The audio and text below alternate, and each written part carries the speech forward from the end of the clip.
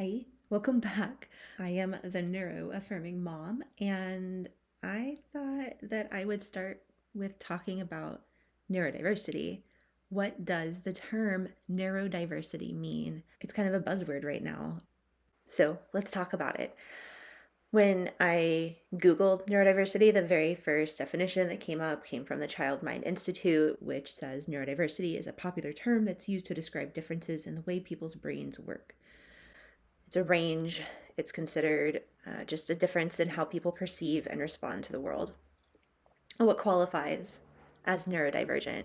It's actually a long list of different things: autism spectrum disorder, ADHD, sensory processing disorders, Down syndrome, dyscalculia, dysgraphia, dyslexia, dyspraxia, intellectual disabilities, mental health conditions such as bipolar, OCD, borderline, narcissistic personality disorder, social anxiety disorder, Tourette's syndrome, Williams syndrome. I'm sure I'm missing a few others as well. Essentially, it's the idea that there's a wide range of ways that people perceive and react to the world that they live in. All of those conditions are considered a neurological minority, meaning that they're just not average. They're not as common as not having that perspective and view and way of processing things.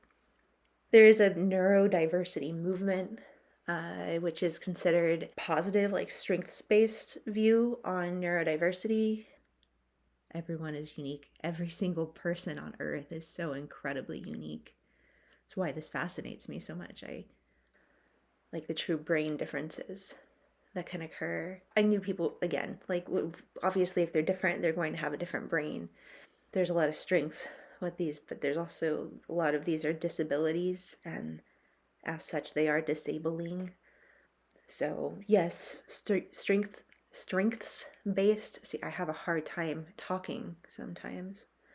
Strengths based um, is great and important. I also think it's important to recognize the difficulties and not just turn a blind eye to them. That's my opinion on that.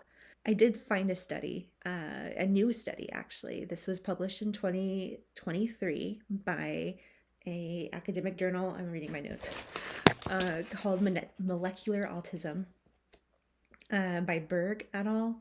It is a research study that was called The Neuroanatomical Substrates of Autism and ADHD and Their Link to Putative Genomic Underpinnings. I'm not exactly sure.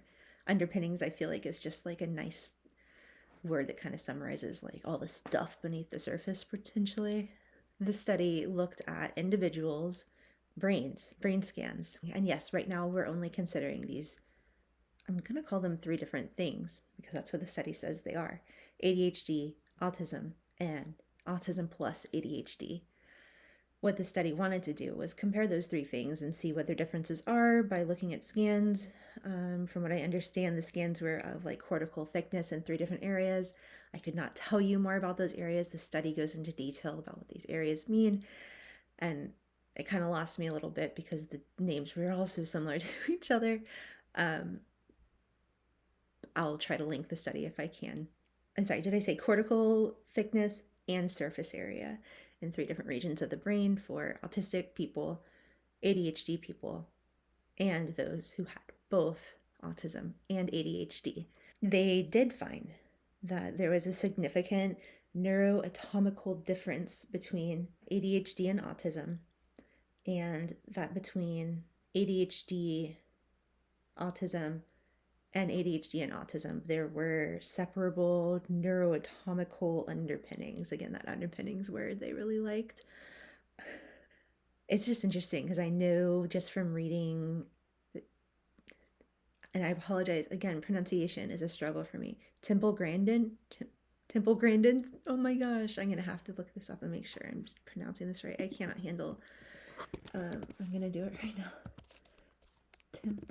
Temple, oh, it is Temple Grandin. Temple Grandin's book. I have not even come close to finishing, but I did start. And what was fascinating was Temple talking about their brain studies and how their neural system was so much wider and more thick than average. I hate the word average because average isn't a person. It's a number. Anyway, that's what I got for you. So anyway, neurodiversity is a difference in how the brain works. And there's a lot of different ways the brain can work.